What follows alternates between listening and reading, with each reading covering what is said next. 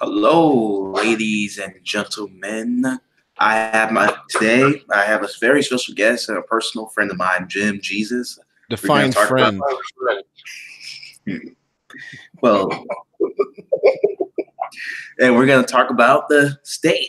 And Jim Jesus is going to assume the typical libertarian position, and I'm going to argue in favor of the state, whether it's necessary for development. So, you want to introduce yourself, Mr.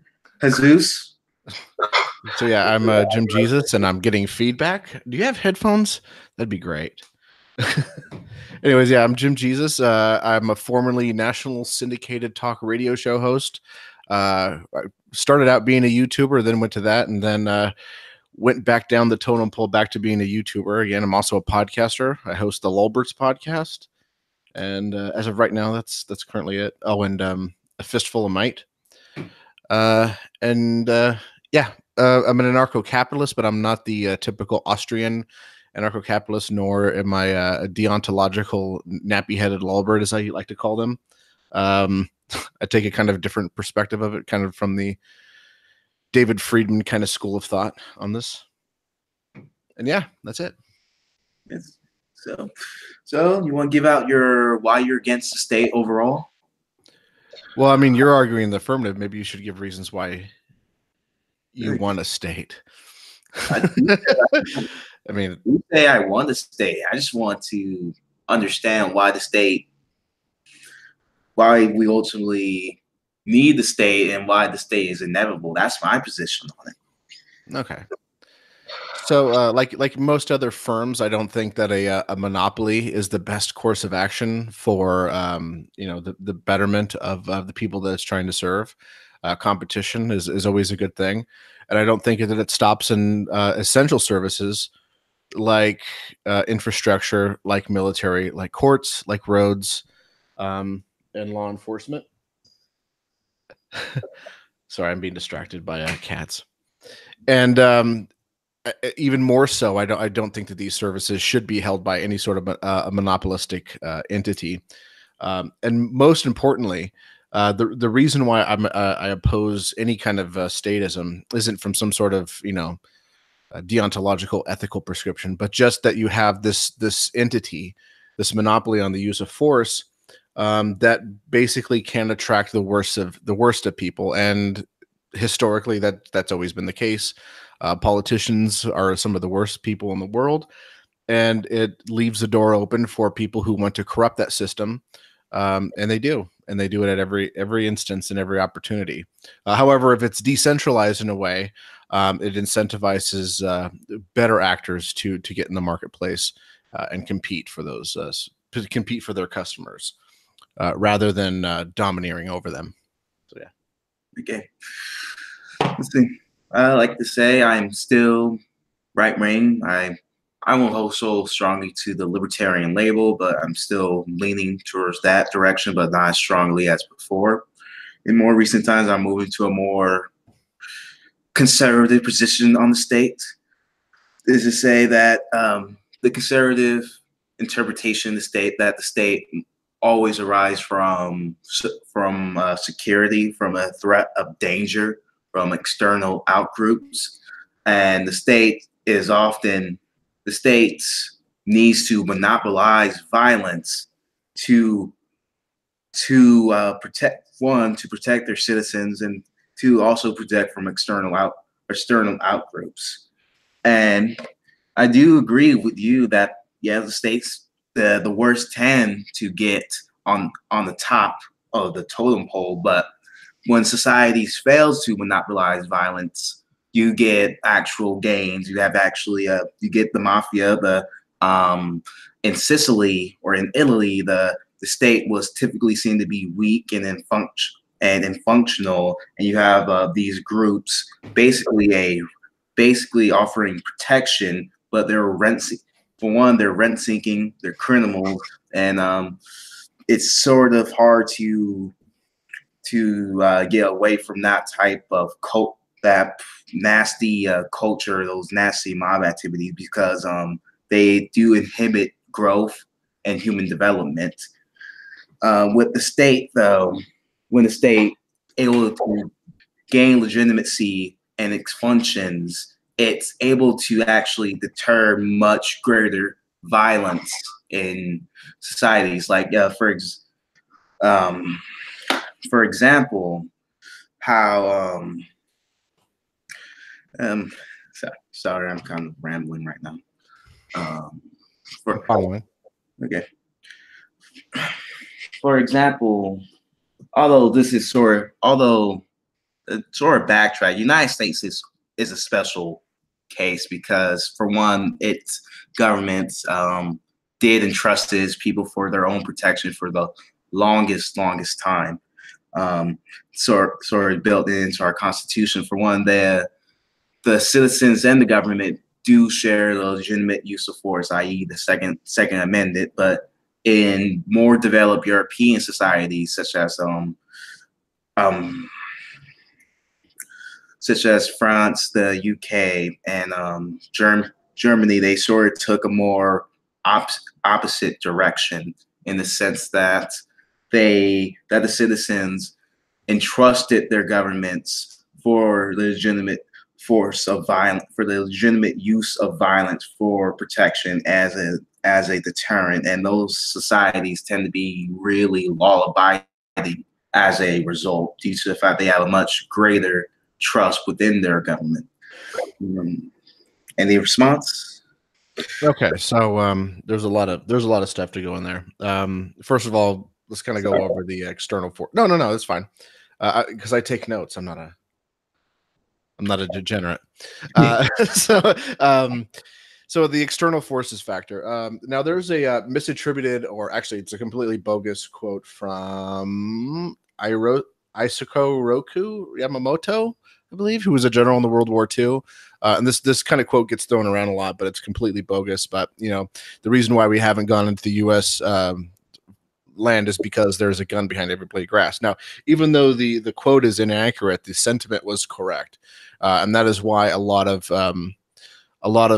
wars that the United States is engaged in, in more recent modern times, have always been on other people's grounds, especially if even still, rather, when those wars were instigated by other people rather than the United States itself, is because they know that if they come to the United States, they're going to have a bad time. So what they do is they try to lure them somewhere else and just waste their time and energy and resources in kind of a weird guerrilla warfare, kind of like what they did in Vietnam, how they were kind of operating in Iraq, how they were still operating, I guess, in Afghanistan. I don't know if they completely pulled troops out of there quite yet. So usually external is so long as you have like populations that are armed, generally speaking, it's not very advantageous for external forces to come in and have a ground war in the United States on the floor. Usually when those types of wars happen, it's usually in areas where there isn't some sort of gun culture, or if there isn't some sort of armed populace on the ground. Generally speaking, it's not always necessarily true. We're in those cases. I do think that there could be private militias and private armies that could handle or at least hold back any kind of outside forces. Now you brought up Italy or Sicily. Both. Okay. So when we're talking, I remember there was a debate between two people that I generally don't like, Stefan Molyneux and Stormcloud's Gathering, and he kind of Stormcloud's Gathering brought up a similar point, which is that, look, in Mexico, sure, there's a socialist government or whatever, but no one cares. You can do whatever you want. It's a basically de facto anarchist state, and people can do and create whatever they want. No one ever fills out any kind of government forms or anything like that. However, the problem is with those kinds of comparisons that there is still an overarching state that can bust people who step too far out of line, and they will come in and bust them.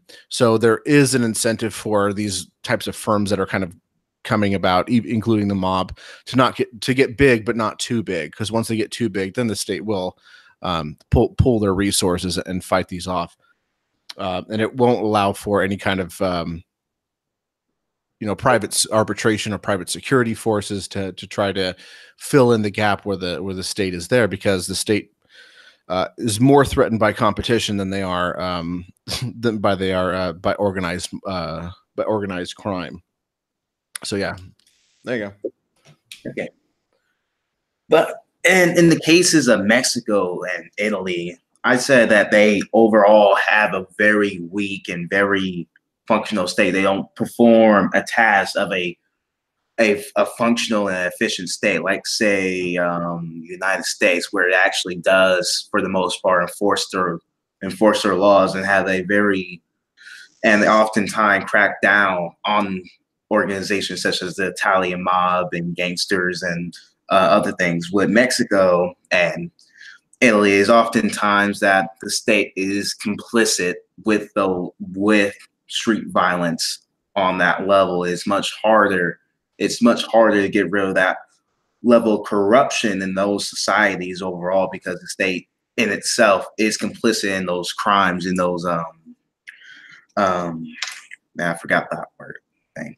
But that's my overall counterpoint. My overall case is that you need a functional and efficient state to ultimately deter violence, to enforce a workable framework that people can facilitate cooperation, markets, and all that good stuff to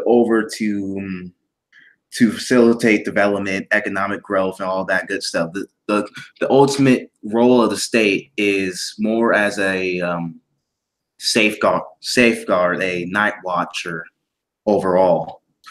Well, it's not always the case, but cases like the United States, for example, because its role is to actually enforce its laws. I'm basically making a case for the rule of law to make it brief. Okay. So yeah. So if you're talking in terms of states, right? If you're talking in terms of states, if you have a weak government, yeah, then they can't enforce the laws that it creates. However, that wasn't really necessarily the point that I was making. The point that I was making is that if you're going to have a system where people want to have private arbitration, and they rather than state courts, if they want a system where there's police that are in private hands rather than the public, quote unquote, hands, or the government hands rather, there's really not a way for someone to create those things in this system, even if a weak government exists, because they still have a monopoly over those services, and the state will come in and crack down on those things, and even if they are a weak state. Whereas the mob is going to exist, in a well-functioning state or a poor state, either way, but they're going to thrive in a less functional state, because these guys are willing to kind of break the law and to kind of hide underground, and they know how to kind of combat kind of state agencies going after them. Whereas police, private arbitration and private court systems and private police systems and stuff like that want to try to remain above board and do things, in the public eye, kind of legitimate, right? Whereas the mob doesn't care if they're seen as legitimate or not. That's not their issue. Their issue is, kind of using brute force to handle these things. So if you have a non-functioning state, it's going to be easy for them to go after private arbitration systems and private police systems, more so than than mafias. Okay. Yeah. So overall, like, you didn't say nothing really disagreeable there, but overall, you just want decentralized forms. You just don't want to monopolize you just want people to free to choose what they want, right? Well, I think if there's a way if there is a system where a monopoly is more preferable, where people are going to be much more wealthy, there's going to be more peace in society, you're going to actually have a civilization, then I'd be for it. But I don't see that those would be much more effective. I mean, we have society with these institutions, that's for sure. But I think that it would be a much better and much more functional system if it was completely decentralized. in the hands of private interests competing with another for for a dollar, versus an institution that's prone to corruption. I mean, all of these institutions are going to be prone to corruption, but I don't think that there's enough. Is leverage the right word? I don't think that there's a good system of checks and balances that work in a monopolized system. The United States has a system that's better than a lot of others, but it's still prone to lots of different forms of corruption. Maybe not as bad as the DPRK or China, but there definitely is lots of corruption. And I think the only way, and I don't think that having an anarcho-capitalist system is going to free us all from corruption. We'll never have to worry about it again. But I do think that the checks and balances systems in a decentralized state where people are competing is going to be a much better system of weeding out the bad actors. Yeah. Okay. And I also think that the monopolized version acts as a magnet to those bad actors. It's something that they aspire to, which is why a lot of really crappy people get law degrees and become part of the system. And I think that if you were to change something over to like the zeitgeist movement, all of those people would just go, well, I'm not going to pursue a law degree. I'm going to learn how to code. I'm going to learn to code, or I'm going to learn how to be an engineer. So that way I can use those skill sets in order to achieve what I really want, which is to be a shitty person and to benefit myself. Okay. Let's see. On the American government overall, yeah, you're overall correct about your assessment, to be honest. But to play devil's advocate, as you can see that you say it's not as bad as other systems compared to North Korea and China, but the United States have it's more efficient of dealing with corruption, given our legal system, our law system overall. It's more directed towards internally speaking, legally speaking, there's always going to be someone going to find a paper trail and get them in trouble, blah, blah, blah. It's a bit complicated. I'm not here to explain the bureaucracy of it, but overall, they're always going to find the white stain on the blue dress. Yeah. Okay. Overall, United States or the American courts are pretty good at that, finding and weeding out corruption, and more so, overall, it's much better than that. That's all I have to say on that matter. Well, it's good in some respects and it's terrible in others. So you have systems where if a politician is getting direct money from someone, usually you can find some sort of paper trail to be like, haha, we caught you breaking the action. But what they do instead is set up certain things like political action committees, and then they can funnel all kinds of different monies for different things. And it's not directly said like, hey, we're going to give you this money, we want you to pass this legislation, wink wink, or not even wink wink, just like this is what you're supposed to do. Rather, it's kind of like, well, we donated lots of money to your firm or to your campaign, and we'd like to help you run again. And there's these terrible things that are happening, and maybe you can vote on this legislation, or hey, we have some regulations that we want to instill in the system that'll hurt our competitors more than it'll hurt us, but in the long run, it's good for us. Most of the regulations that are written in the United States to regulate different industries are usually written by industry insiders, the firms themselves. That's why you see things like not even that, but I mean, just like look at Walmart. Walmart has been pushing for a $15 minimum wage for quite some time, and the reason's pretty simple: is that they can absorb those costs, whereas a small business, a small upstart who may compete with Walmart in certain areas, it would be much harder for them to do, and it'll put them out of business. And same thing with like McDonald's. Yeah, they would love to have a $15 minimum wage if it means that Five Guys can't afford it or something like that, which I think they can, but you get the idea. Small businesses have a hard time absorbing those costs. Again. Yeah. Again. Oh man, I don't want to defend trust now. No, I don't want to defend antitrust. Or no, that's awful. I don't agree with antitrust laws.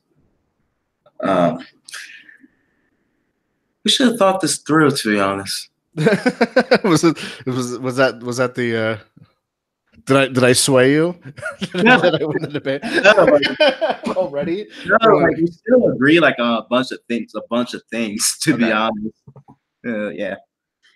But well, let's be a bit more abstract. Let's go to our something more how things what we overall want to be. Like in my more ideal world, I do believe in federalism. I do believe in a checks and balances presidential system keen to the United States. I do believe in that. I still in favor. Also, I'm still sympathetic to the view what ANCAPs want, especially societies based on formal laws and customs. But then again, we don't want people like R. Kelly's in Ancapistan. Well, R. Kelly is like the epitome of Ancapistan, to be perfectly honest. I mean, child sex markets. I mean, that's Yeah. I'm just kidding.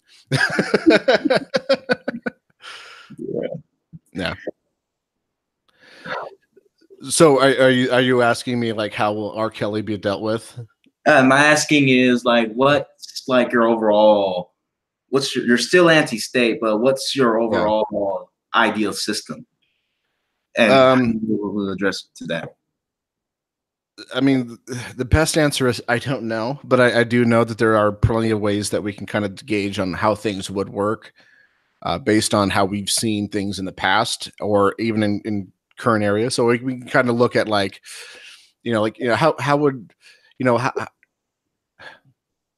so yeah, like we look around the world and we see like zoning laws, for instance. We can say like, well, zoning laws are good because they protect things and they make sure that some big conglomerate store doesn't move into your local neighborhood and mess things up. And we can go like, well, we don't know what that would be like, without zoning laws. But there are places in the world where there are no zoning laws, where it's not raining locusts. The four horsemen are coming along. We can look at Houston and go like, oh, okay, so there are places where they're out zoning laws, and so we can kind of do this with every single instance, and could theorize that, hey, perhaps maybe we don't need a state at all, considering that there are places around the world and times in history where certain things weren't solely in the government hands across the board. I mean, in every single issue. And it seems as though those are very effective, some more than others. But then again, I don't know how things will. I mean, sure, we can look at something like ancient, what is it, Iceland or something like that, and say like, well, they had some issues, or Ireland. They couldn't keep back the United Kingdom's forces for too long. But I think warfare is a whole lot different than it is in the modern age than it was back then, for sure. So who knows? But I don't think that in theory there's a lot of things that would go particularly nasty, or at least worse than what we have today. Are there probably things that might not be as good with the state? Possibly. But I think those kind of costs, or those kind of offsets, or those things that might not be as good might be a little bit better in other areas to kind of compensate for that. I don't think that. I definitely don't have a utopian view of anarcho-capitalism. I don't think that it's going to be, and I've gotten pushback from making comments like this, but fuck it, it's true. I don't think it'll be completely different than it is today. Aside from the fact that I don't think that corporations will be nearly as big as they are. But you don't want to sell children, though. That's everybody. That's everybody. Well, yeah, that's obvious. I mean, that's something that I had to sign when I became an ANCAP. It's like, okay, I have to be for ethical child porn and not feeding my kids, and fuck, I hate the roads.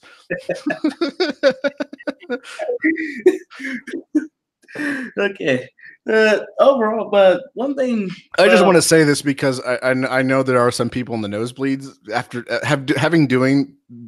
talking about these things in the public sphere for over 10 years. I'm joking, because there are people in the nosebleeds who are like, he's he's saying these things. It's like, dude, I'm obviously joking. But go ahead. But overall, How do you deal with like national defense? Like, since I'm getting into more like international history, how would you like address the question of international defense? Since states will inevitably will compete with other states. That's sort of Yeah. how things always are, always been. So we have to look in terms of like how much things cost, right?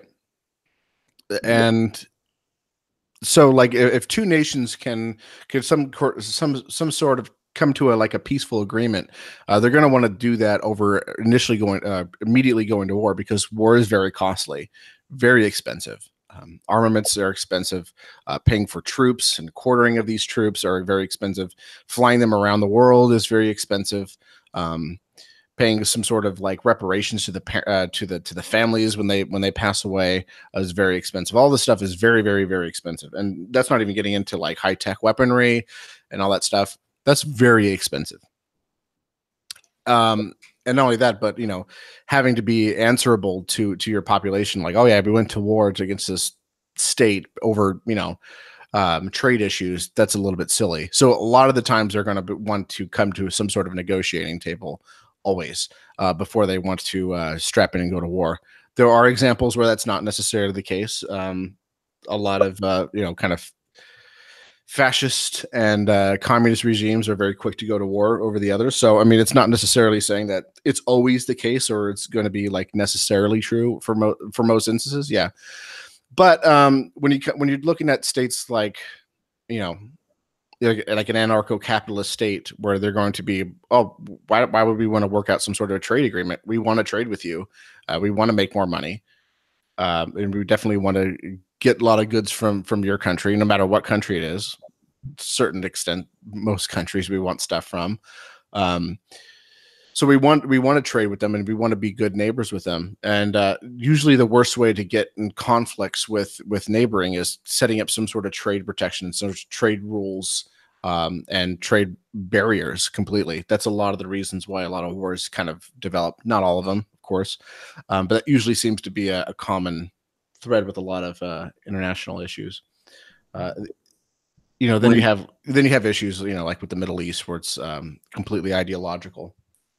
Yeah, When goods don't not cross the completely. border, soldiers will. Right. Yeah, the Basquiat, I think, said that. Yes, he Yeah. did. Okay. Just making sure. It's been a while since I read Basquiat. I just wanted to.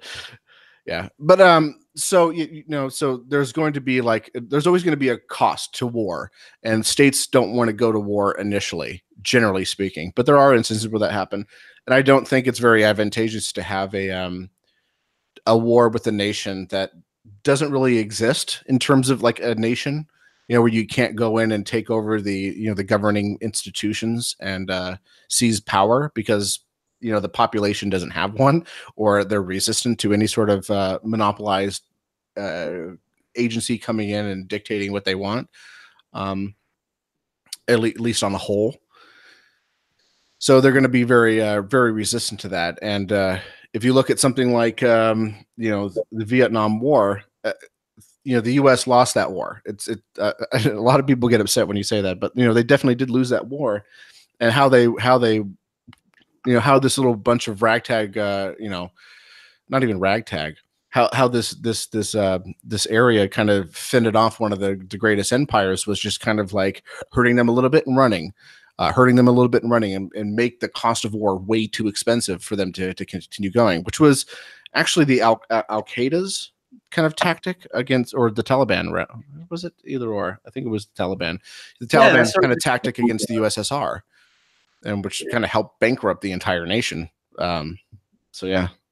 Yeah, that's the goal of most terrorists. They don't really want to win victories, but just hurt you. Like it's sort of just like you ever been attacked with a knife? They sort of just like let you breathe out, like just a knife. A knife room is terrible, but a bullet room is quick and burning. Yeah, like a death by 1,000 paper cuts type of thing. Yeah. But overall, well, the thing is, it's sort of like how the British Empire, and to a lesser degree, the United States sort of operates, trying to make everybody else rich. Actually, it was Alexander Hamilton's idea to make other country rich, so they wouldn't be against the United States. But that's sort of interesting. But just on this thing is what I'm trying to say is like that's sort of just how the Anglo-American system works, and Mhm. it hasn't worked so great in recent times, but that was overall what you were describing there. It's from a more historical standpoint, commerce, giving people a stake, and giving people a good deterrent not to go to war. Haven't always works, but works well enough, you know.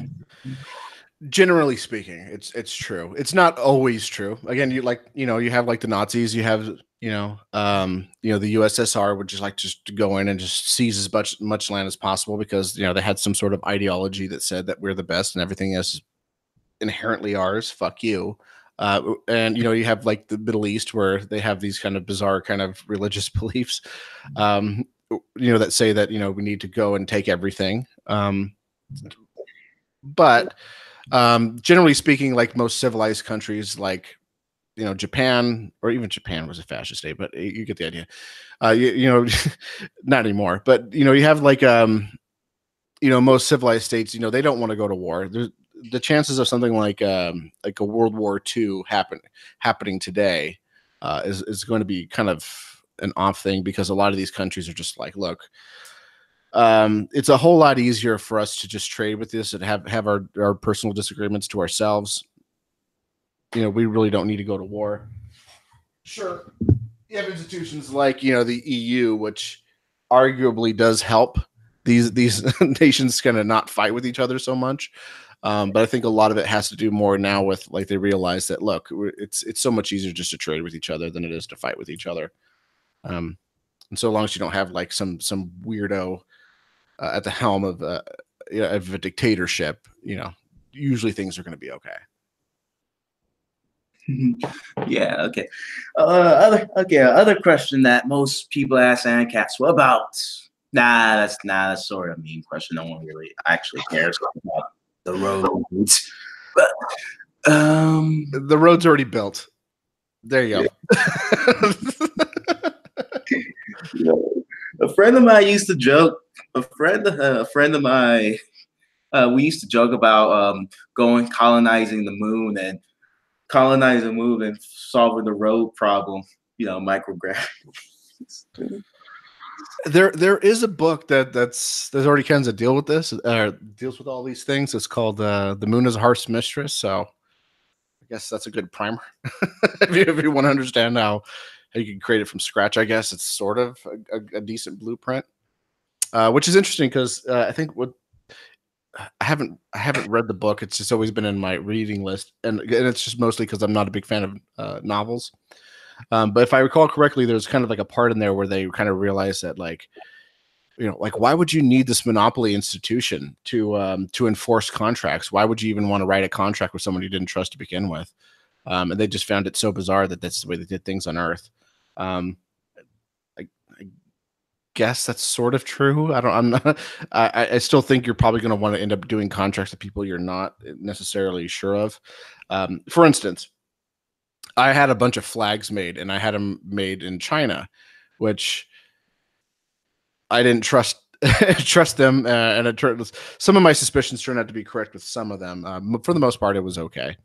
But I definitely did want to have some sort of buyer protection with them, either through the platform that I was doing it with, which was Alibaba. So Alibaba, yeah, AliExpress is where you just buy individual things. But I still wanted to have some sort of protection, and I was offered that through either PayPal or Alibaba themselves. So yeah, I mean, like you're going to have those sorts of things. We didn't even have to do it through a government system so much. I mean, sure, there was always that legal threat that if they didn't pay me, and PayPal had some issues with them, they're going to have to deal it out in some sort of court or something. Who knows? But for the most part, they were just like, look, whatever. You wanted to buy flags from us. We wanted to sell you flags. And I know you're probably going to be a repeat customer. So we're not going to fuck you over too bad. Except they fucked up in order and I think it has to do more with a language barrier. But for all intents and purposes, it worked out okay. So, yeah. But yeah, the roads. Do you really want to talk about the roads? I mean, like the roads are probably like one of the silliest objections, and I think it mostly has to do with people hearing about these ideas for the first time, and one of the first things that they can think of, it's something that they kind of use on a regular basis, is just like, well, the government does the roads. So how would the roads be dealt with? Well, most of the arteries, because there's basically two different types of roads, right? You have like or three. You have highways, you have arteries, right? And then you have like the more main street kind of city roads, that no one really lives on most of the time. But a lot of people use those. And then you have like capillaries, things that are going into someone's neighborhood, or perhaps inside of a mall complex sort of thing. Most of the capillaries get built by developers, people who come in and say, okay, we're going to build a bunch of houses here, and we're just going to build a bunch of roads. And then they just hand that over to the city and say, okay, now if there's any issues, after this time, after we leave the area, you're basically responsible for the roads. And the city just kind of goes, okay, whatever. Okay. That's how those get built. Same thing with those main thoroughfares, or the main thoroughfares as well. Is like, well, we're building this, brand new housing development, and it's a little outside the city. We need to build a big road to it, or at least attach it to the main road and extend it out. And then you have highways. I don't really think there's too much need for a brand new highway anymore. But even still, those are kind of usually expanded upon, like the big thoroughfares anyway. Initially, that's how they start. But yeah. Okay. To bring I guess we have the state generation of roads. Is it's kind of it's like, yeah, we do need a state just to build the roads, and after the roads are built, it's like, okay, we don't need the state anymore. That's how I heard it, was jokingly. To bring up libertarianism version of Time Cube, proprietarianism.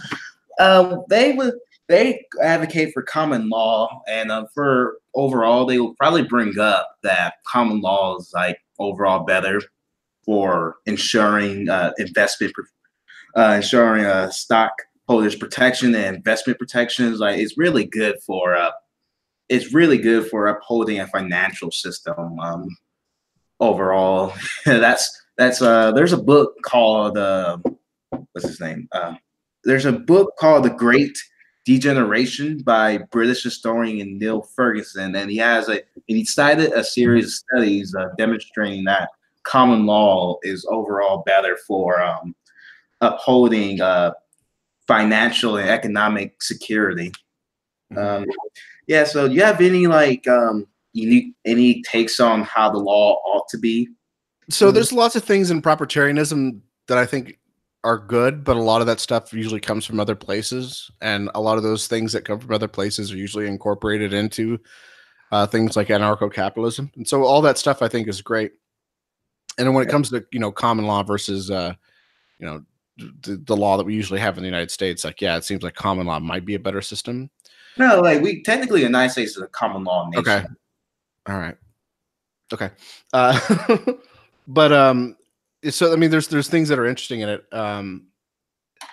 But I really have a hard time taking seriously any kind of ideology that isn't like, I can't pick up a book and read everything about it. I mean, we could say we have, like, I think you and I have major criticisms with things like the Zeitgeist movement or the Venus Project, but at least they have a book explaining what their ideology is, whereas proprietarian does not. It's just, as of now, it's just a blog, an endless blog, and a series of social media posts that are really impossible for any one person to read and get an idea of it all in the span of 6 months. It would be nearly impossible for people to absorb enough stuff to call themselves a proprietarian in less than 6 months. And even Kurt Doolittle has even said this to an extent, like, it's impossible for someone to absorb. So it's hard for me to take seriously. They say that a book is coming.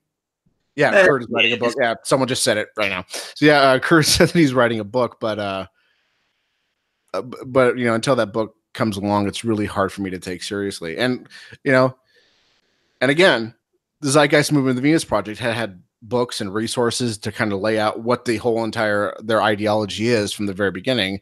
As silly as it is, at least they did that. So at least they had an ideology that I can go, okay, what is their ideology about? I can read it, clear and concise, and they can say like, here's the basic explanation of something. Here's more resources where you can read about it in further detail. Same thing with anarcho-capitalism. You have books like The Machinery of Freedom and For a New Liberty, that basically give you a concise kind of, this is what we're prescribing. If you want to go into these details, Walter Block has a book about the roads. There's a book about common law.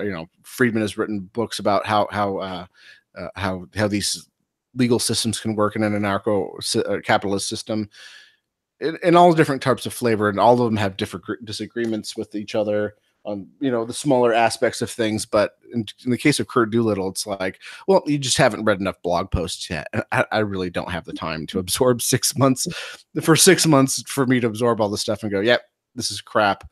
I did what I could, and a lot of it is, I wouldn't say a lot of it's incoherent. I think Trudeau Tom had an incorrect kind of view of what I was trying to say. Maybe I wasn't expressing it clearly enough, I guess. But there are lots of stuff in there that is completely incoherent. There's a lot of stuff in there that it's good. And I think it's kind of interesting, his kind of view on property in toto. It seems like a very convoluted way to say might is right, which I'm all for. I do think property norms, however, do play an essential function into keeping civilizations peaceful and wealthy. And I do kind of favor those things, but at the end of the day, from how property is actually played out, even with property norms, it's still a might makes right scenario. You're just basically using those kind of rules to say, hey, let's not be a dick. Let's not steal shit. Yeah. So, yeah. Oh no. Oh no. No. Oh no. You misunderstood. Well, man, yeah, but I'm back on proprietarianism and trying to get their view on the state and law. Actually, to make it brief, it's essentially classical liberalism under a more concise, technical language. Allegedly scientific. We must bring in that. We must tell the truth. Wink-a-moke. No, lying can be a good thing. Lying can be a really good thing. Yeah. So like, I made this video, and you could. I think it's one of the most recent like actual video that I did that's not a live stream or something like that, or a podcast. And the thing that I had an issue with Kurt with when it comes to telling truth in the public sphere wasn't so much that, okay, like how would your legal system actually work in determining whether or not someone was truthful or not. My issue was the kind of the slap suit scenario. So in the United States, there's this idea of having a slap suit, which is a strategic lawsuit to prevent public opinion or something like that. I forget what the abbreviation is. But basically what people do is or public participation. So basically, if I'm critical of some sort of thing, let's go back to the zeitgeist movement, because they're the prime example of a lot of the issues that I have with proprietarianism, I guess. The guy of the zeitgeist movement, the head guy is Peter Joseph, and he is he engages in slap suits. There was a person who was running a blog called the Zeitgeist Movement Exposed or something like that, which I was one of the authors of later on, by the name of, or by the handle of Sir James Cush. And what he would do was Peter Joseph would get upset and start cataloging everything that he said that was wrong about his movement, and try to coax it in a way that that he was stalking him or something like that. And basically use the legal system in order to get James Cush to go away. Now, he didn't have a really solid legal framework to work on to say that, like, yes, he is stalking me, he is doing terrible things. What he was doing was threatening him with a bad time, a very expensive bad time. And James Cush was like, well, I don't want to spend a bunch of money defending myself in the legal system for just having a stupid WordPress blog. So I'm just going to take it down. And And that's what a lot of people do. And he could have fought it and won, but it would have been very costly for him, and it wouldn't have been advantageous. So my issue wasn't that, look, hey, if you want to sue people for saying things in the public sphere that actually cause harm, sure. The problem is that he was going to be opening the floodgates, so to speak, on having a legal or a legal standard that says that, hey, if you're going to say things in the public sphere that is wrong, even if it turns out to be harmful for people, you can just basically tie anybody you don't like or disagree with up in these never-ending lawsuits, forever. And that's a really big issue with it. People should be able to lie in the public sphere, to push whatever ideology they want. And we can go and argue with them and say, like, no, here's where you're wrong, here's where you're lying, all we want. And I think the marketplace of ideas is a better filter for that than using a legal system. Yeah. And when he addressed that, like, he actually said, like, no, you misinterpreted what I said. Like, it still has to be harmful. It's like, no, it doesn't matter. It doesn't matter if the winning of that legal battle has to be that there was some harm inflicted in the process. You're still going to be, you can still litigate anything you want and tie people up in the court systems long enough for them to shut up and go away. And I think that's a very harmful precedent to set in. Even if you have a uncorruptible legal system, you're still going to have corrupt actors. You're still going to have corrupt trial lawyers. You're still going to have all these assholes who are just dickheads who will sue people. And it exists today, and it's going to exist even worse in such a system. That's my issue. Yeah. Okay. Yeah. So, yeah. Also, do you find Kurt's comment to be kind of funny because he was like, "Oh," because he thought it was awesome. And yeah, he thought my video was entertaining. He said it was nonsense criticism, and so when he commented that thing on my thing, I just didn't respond to it. And a couple of people had pointed out that he made a typo, and I was like, "Look, guys, it doesn't matter if you made a typo or not. I don't take his criticism seriously anyway." And there's not really much he can say to that, because that's exactly what he said to me on Twitter. Which, by the way, he has me blocked on Twitter. I have never interacted with Kurt Doolittle in any way, shape, or form before this.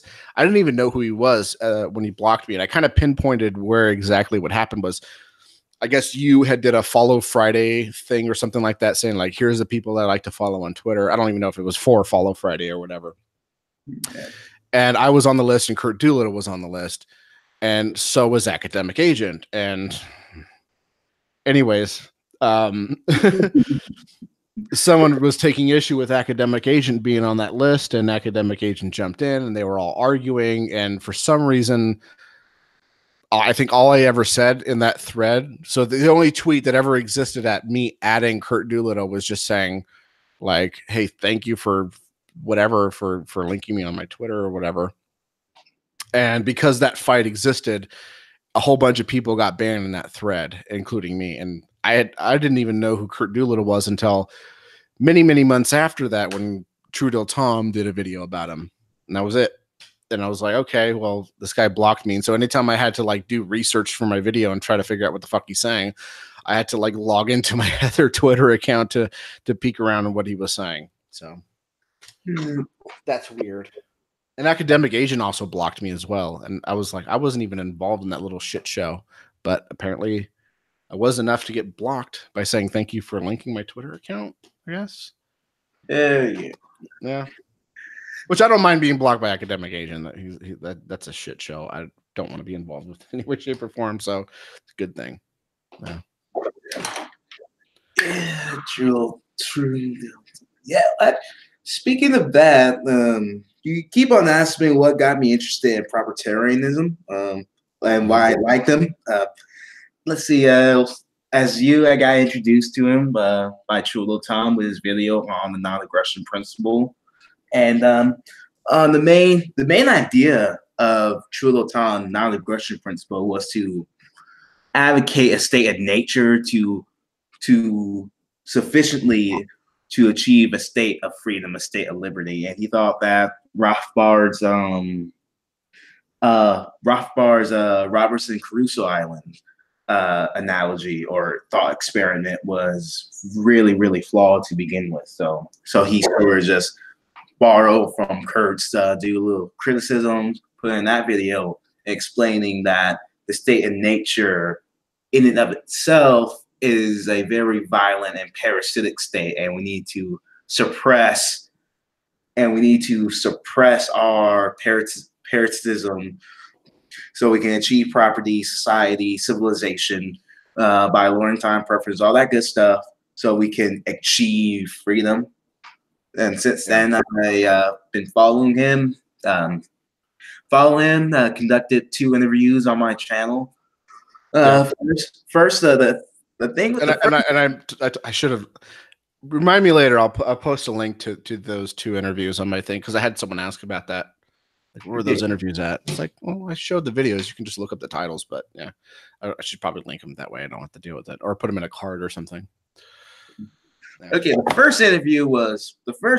I didn't really plan him to come on there, but I was just asking my friend, should I just do it since he just followed me on Twitter, and he still follows me on Twitter. But so yeah, that was unplanned. So that's why there's a lot of dead air during the first one. The second one, not so much. I was like more prepared for this next time.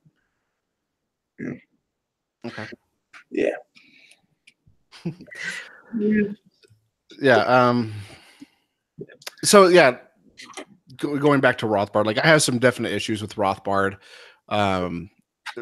both in kind of like his idea of what anarcho-capitalism is, his idea on ethics. I also have some issues with his strategy. His strategy was, I think a lot of Rothbardians will even tell you, was just complete dog shit, especially when it came to things like supporting people like Ross Perot and David Duke. But and not only that, but I think any anarcho-capitalist who has some sort of theory about how anarcho-capitalism is going to be, as of right now, is completely incorrect, completely incorrect, up to and including me. Because if it was correct, we'd at least have some anarcho-capitalist society in existence somewhere, and that's not the case. But yeah, when it comes to Rothbard, I definitely have some disagreements with the non-aggression principle. I don't think that it's a solid ethical axiom, as he would put it, because he actually was using the term non-aggression axiom in a lot of his literature, even literature that I thought was great at the time, and read and was recommending other people. And I've since kind of went more towards the David Friedman kind of position. So yeah, the non-aggression principle, I like that was kind of like when I saw Trudeau Tom's video on the non-aggression principle. That was my first kind of not really interaction, but kind of exposure to Kurt Doolittle and his ideas. And I thought I pretty much agreed with his criticisms of the non-aggression principle. Like that all was fine. There's a lot of things in proprietarianism that I agree with. There's a lot of stuff that I disagree with, and there's a lot of stuff I find just mind-bogglingly stupid. And then there's some stuff that I think that are just like, don't worry, man. We're gonna start incomprehensible. Don't worry, man. We're gonna start the 3rd Civil War. What really annoys me more than anything else is that the instant you bring up the Civil War stuff, they go like, oh no, that's not proprietarianism proper. That's just something Kurt Doolittle is saying. It's like, well, okay, if Kurt Doolittle is saying it, and John Mark is saying it, and all the other proprietarians are regurgitating it and saying like, oh, this is going to happen, get your guns, guys. It's kind of hard to divorce that from proprietarianism in general. It's just like, it's kind of hard to kind of, say like Rothbardianism. You can't really, it's really hard to, at least at the time, it's since changed now, but it's kind of hard to divorce, Rothbard's wanting to support people like Ross Perot and David Duke, considering that all the major thinkers at the time were also doing similar things as well. Lou Rockwell, Ron Paul, and his newsletters, and all that other stuff. So it's kind of hard to divorce it from that. But if there may come a time when the Civil War is not going to happen, because it's not going to happen. But maybe in the future, after Kurt Doolittle either puts that aside, or maybe he passes away, because everybody dies. I'm not saying whatever. and people start to take the torch of propertarianism and take it a different direction, that we can say, okay, maybe there's two different branches of this, and maybe that was an old idea that didn't pass. But yeah, it's kind of hard. It's really kind of hard to kind of nail Kurt Doolittle on some things, because he always kind of hand waves it away and goes, "Oh, no, that's not what I was saying. That's just something else. How we think it's going to be implemented." It's like, well, you talk about it enough. Everybody else talks about it in the propertarian sphere so much. It's kind of hard to divorce it right now, unless there's like another segment or another wing of propertarianism that says, "Oh, no, we agree with everything Kurt Doolittle, but the Civil War thing is a bit ridiculous." Until that time comes, you can't really divorce it. Yeah. But hey, but don't worry, man. I'm gonna be working on my McDonald's fryer and waiting for the Civil War. You're gonna take that one course he's got, and you're gonna be the smartest propertarian at the deep fryer. Yeah.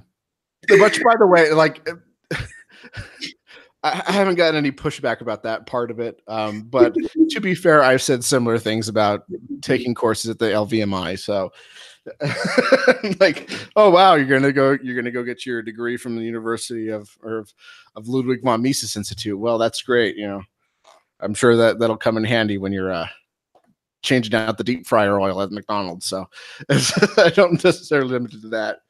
I mean, I'm not to say that it's completely worthless, right?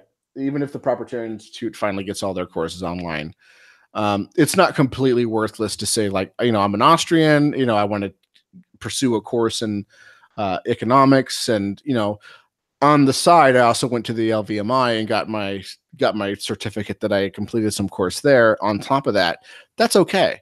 I think that's valuable. But there's a lot of people who think that this is like a valuable thing in it, like by itself. Like, oh, I'm going to go to the LVMI and I'm going to get a degree in Austrian economics. It's like, no, you just went to some think tank and they told you a bunch of stuff and you just said cool, and they said, right, well, as long as you say cool, here's your degree. I don't think that's necessarily valuable in any kind of job market, unless you have something along with it, like an actual economics degree in an actual university or an actual accredited thing. I would like to live in a world where something like that the LVMI could actually be some sort of valid, economics program. That'd be great, but such a world doesn't exist yet. So, and I'm not an Austrian, so whatever. Huh? It's not already this. Like, I mean, like, no. I keep seeing the Mises think tank to be like one of the top in the world for some reason. No. I have no idea. No. I keep saying that, but hey. No. As much as I like to dog on them because it's fun and it's easy, but they do a lot of good things as well. Their digital library is fucking amazing. They have a lot of good articles on there from time to time. When they do their classes and stuff, and they put all those videos up on YouTube, I still watch them. I still watch every one. I have disagreements with some of the stuff in terms of methodology, not necessarily the things that they conclude. Like, I agree with the things that they conclude. I just don't agree with their methodology. Yeah. What are you disagreeing with, though? So I guess someone's asking, where is that coming from? Asking. I'm getting a comment. Was it? Oh, no. Someone was commenting on my propertarianism video. I thought someone was commenting on the video itself. So anyways, yeah. Yeah. So what else? I'm sorry. Yeah.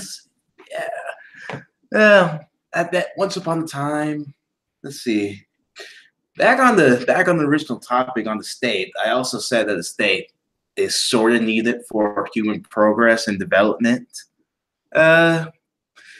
It's kind of true. The state, whatever roles it plays, it's true that the libertarian maxim that the state live on the society's producer or predates the society's producers. That's kind of true, but overall, the state doing what it needs to do, such as enforcing the laws, the rules, their own rules and their own laws, their own customs, and blah blah blah. But it's true that the state can push economic growth and development, not by doing deficit spending, not by doing doing other crazy stuff, but just providing an enforceable framework so free markets can function. I think that's still fundamentally true. If all of it, yeah. Yeah, I'm not saying it's completely wrong. I mean, if it's it's not like I'm living in the middle of the woods because the government's so bad, that I'm going to find a place that they have little reach and try to hide from them. I do live in the United States, and I choose to live in the United States versus somewhere like Mexico or Canada because they have. Well, I guess Canada does have a lot less regulations, but more of a welfare program that sucks.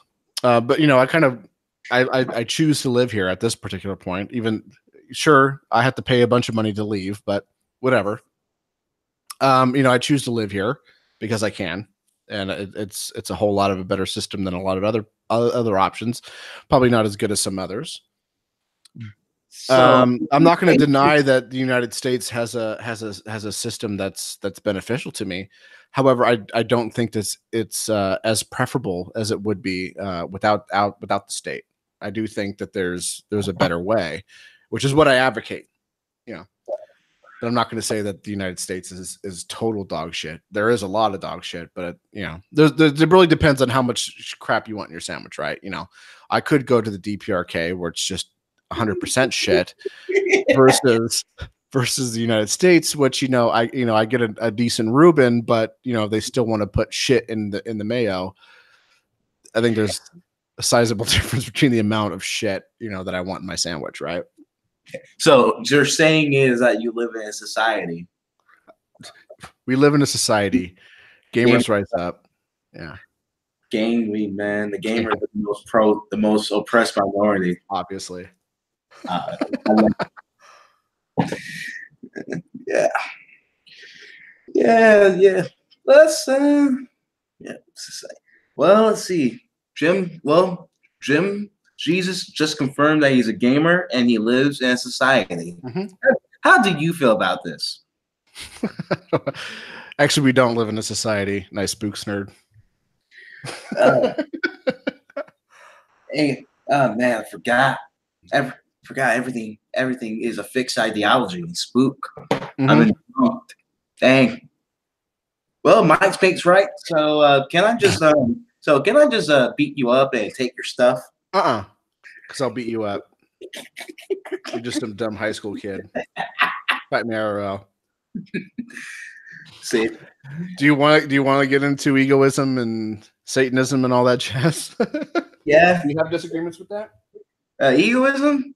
Yeah. Or the Max Stirner brand? The Max. I'm not a. Even though the term makes me cringe, I'm not a Stirnerite.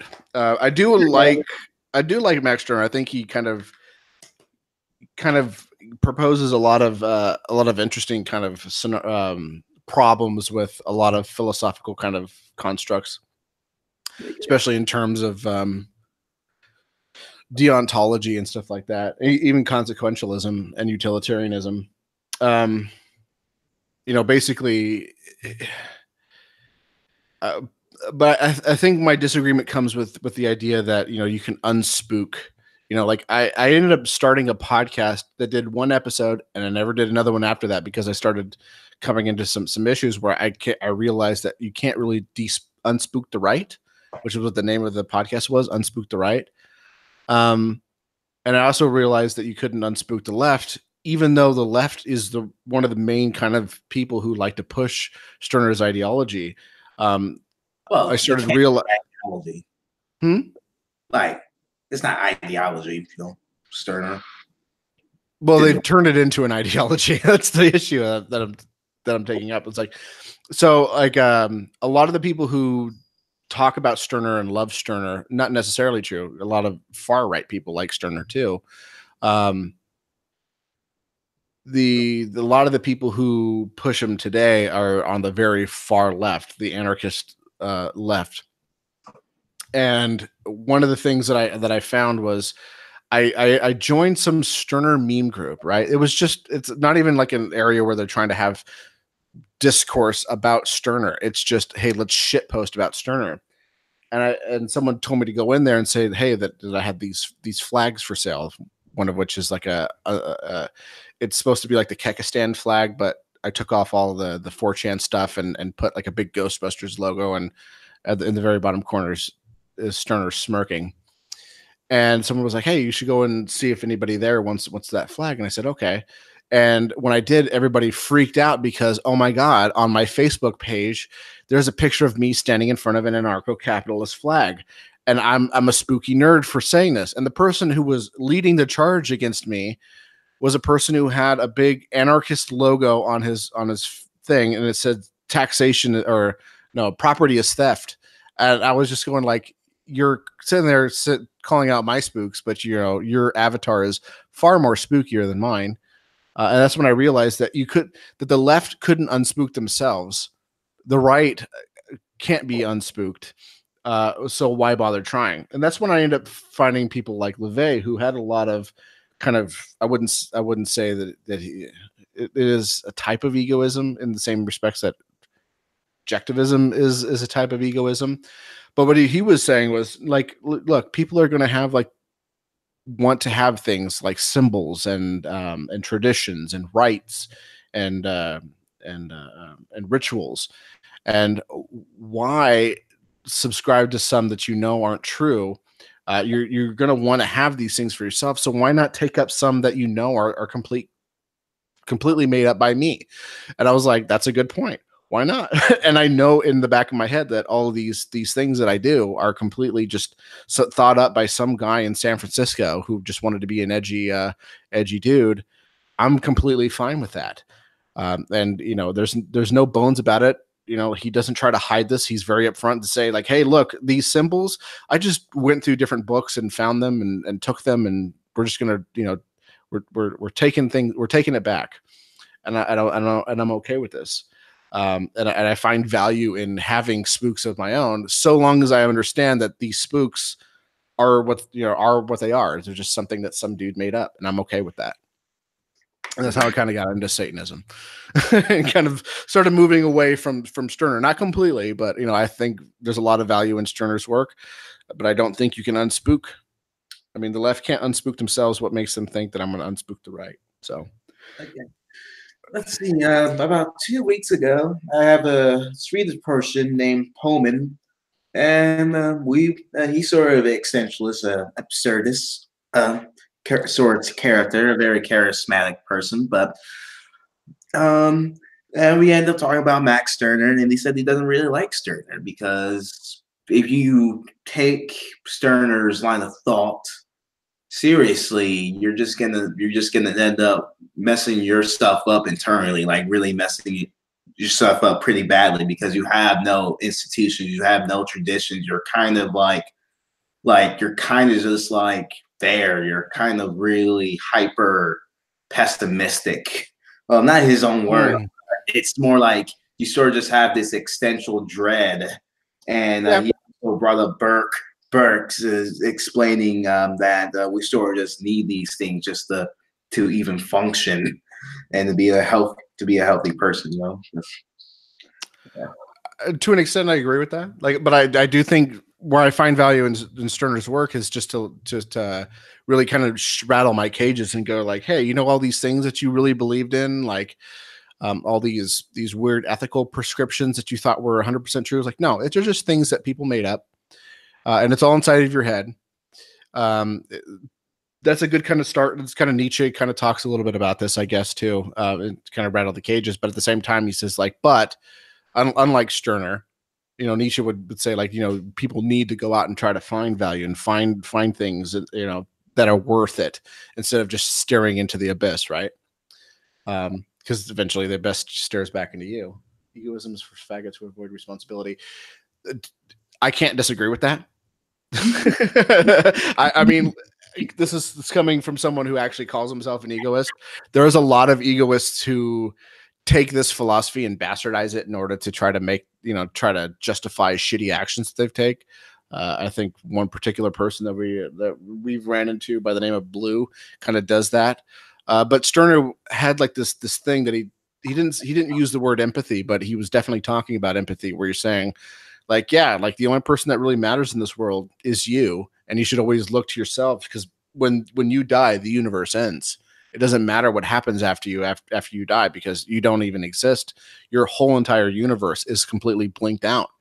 But at the same time, if you completely ignore how other people view you, and if they know that you're the guy who goes around fucking everybody's day up and ruining people's lives, or fucking up their house, or taking their shit, no one's going to like you. No one's going to want to do business with you. You're going to be basically an outcast. You're going to be, everybody's just going to look down on you as just a complete waste of human filth. So you have to take that into account. And so long as you're benefiting people along the way, they're going to turn around and benefit you. So it's in your own interest for you to kind of be bettering people in the process. And a lot of people kind of overlook that with Stirner. Most egoists are very depressed, unhappy people. This is true. And he's got a little Stirner avatar, by the way. Yeah. Yeah. Well, let's see. I think Max Stirner. Let's see, Max. Let's look at Max Stirner, the man. Actually, there's very little known about the man, so let's move on. So, yeah, it's interesting because there actually is theories about whether or not he even existed, because people just assume that he was just some alter ego of what was his Frederick Engels. People actually, there are conspiracy theories saying that no, Max Stirner never existed. He was just some guy that Engels thought up just to fuck with his friend Marx, and to get him to kind of go a little bit further. There's some, and some of it's pretty credible, and I was actually believing it for a while too, because Max Stirner died penniless. Nobody wanted to talk about him. Like there was some biographer that wanted to write a biography about Stirner and track down his ex-wife. And when he asked about Max Stirner, she just slammed the door in his face and refused to do any interviews or talk about him. And Max Stirner, because he was so poor and allegedly died, penniless and alone, Frederick Engels actually paid for his gravestone and tombstone, I guess. And people think that he just bought a plot of land and put a tombstone there and said, like, oh no, he was a real person. So does he really exist? Who knows? I'm not a Stirner egos, but those type of people are mostly unhappy. Yeah. I say that, man. Yeah, he did live a very tragic life. Yeah. It started off good, and then he wrote a book, and it all went downhill from there. His milk shop didn't pan out. His marriage is. I wonder what type of person Stirner was. Like, to piss everybody, to alienate everybody in his life. It sounded like he was a troll, and I can appreciate that. Yeah. Did look into it. Yeah, I'm pretty sure he existed, but I was actually believing it for a while. I ended up asking an egoist podcaster by the name of Brian Sovereign, who does a show called Sovereign Tech, which is an interesting show. I disagree with a lot of his kind of feminist kind of view, and his views on entertainment are just horse shit. But he does a really good technology show, and he really kind of lets you know like all the terrible, evil things that the tech giants do. And he is sort of libertarian-ish. But he actually did go through a lot of that stuff and try to find out whether or not it was true. And he came to the conclusion that it seems like he was a real guy. But there really isn't too much known about him. So such a theory could kind of linger in people's minds. Like, did he really exist? Probably not. Who knows? But yeah, it seems as though he did exist. Yeah. So why do you think the sort of odds just the modern left? Actually, the modern left, since like the collapse of the Soviet Union, just started to become more like relativist, like really relativist, nihilistic, and kind of really hard to deal with because they sort of just run themselves into these labels and movements and become really dogmatic for some reason. It's almost like they're kind of spooky at the end of the day. Yeah, well, yeah, especially the Stirner ones. But anyways, I think it's interesting because if you look at the debate that people were having back in the day about the left versus capitalism, stuff like that, it wasn't the same debate that we have today. the debate that they were having back then was, should, the state have control over every industry and control the means of production, and so that we can achieve this socialist paradise, communism, where classless, moneyless society. That debate doesn't really happen so much anymore, except for a very fringe group of people. The Marxists in particular, the communists. Now the argument is, well, how much control should the state actually have? Because I think this debate was kind of conceded, at least on the main stage, once we realized that no, the communist China, communist Cambodia, communist USSR, all these kind of systems started collapsing in on themselves, and they've taken very different directions. The Communist Party of China isn't really so communist anymore. Vietnam, same. Cambodia, obviously the same. Even the DPRK, which people still accuse them of being Marxist, have completely disavowed Marx altogether, and now they're all about the Juche idea. And even the Juche idea has been changing, which is why they get upset if people call it a philosophy, because now it's just an idea, because they wanted to let it change, because there were so many issues with it. Man, so I mean, when you have your whole ideology just crumble on the world stage, it's hard for you to kind of keep yourself as like, oh yeah, we're the real like moral power center of the world now, because we already know that no, that's not the case. And so they have to take sort of like a nihilistic view. And so they started absorbing Stirner, even though Stirner was a staunch critic of Marx, so much so that it triggered Marx to write a book 3 times as long to try to refute his, which never got published until after he died. So the German ideology. Yeah, the German ideology. Yeah. Yeah. And I think that title is ironic now when you just sort of just gave out the context. Yeah. So yeah. Yeah, man. There's a oh man, Stirner, Marx, the young Hegelians, and all this. Actually, von Mises mentions Stirner in Human Action. Does he? Yeah. That book was too much of a trudge. I never got all the way through it. To be perfectly honest. Yeah. And it's not because he's a bad writer. It's so technical. Yeah, he mentioned him and sort of dismissed him because he viewed him to be really paradoxical. Yeah. Yeah, I can't comment on it because I don't think I've seen more. No, it was just like a footnote. Oh, okay. Just a footnote. Yeah, usually when I see people criticizing someone like as a footnote, there's actually a really good book that I recommend. And like I'll recommend it to like a libertarian, and they're like, "Oh, okay," and they'll check it out, and they'll get into like the first bit of it, and they're like, "Wait a minute, this is going to be a bunch of horseshit," because right off the bat he's already insulting Hayek. I'm like, just bear with it. He doesn't realize that what he's arguing is basically what Hayek. He's basically giving an empirical case for Hayek's kind of thoughts about like the fatal conceit. And he doesn't realize it. And it wasn't until like much later that someone brought it up to him, and James C. Scott came, or I'm talking about the book. Sorry, I'm burying the lead, I guess. The book was called Seeing Like a State, how I can't remember the subtitle of it. How groups try to, organize everything. I can't remember what the subtitle is, but Seeing Like a State by James C. Scott.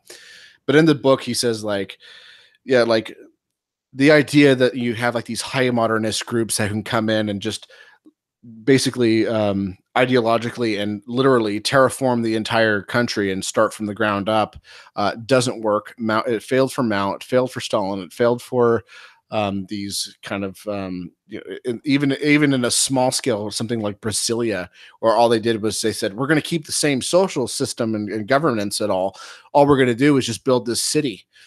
Even that had major issues, city planning from the top down. It doesn't work. And what really works is when you have institutions come up from the bottom up. And what he said was like, It's true, but the Hayekian idea where everything it's always like that across the board is completely false. And what he ended up realizing was no, like Hayek kind of had the same view as well, and he ended up having to concede that because someone asked him, which I have a video on my channel about that. If you look up James C. Scott on my channel, you'll find a talk where someone asked him about that, and he was like, "Yeah, that was a quip that I shouldn't have put in the book, but yeah, well." Yeah. So let's see. We've been talking for more than an hour, so I think I'm gonna end it here. Okay.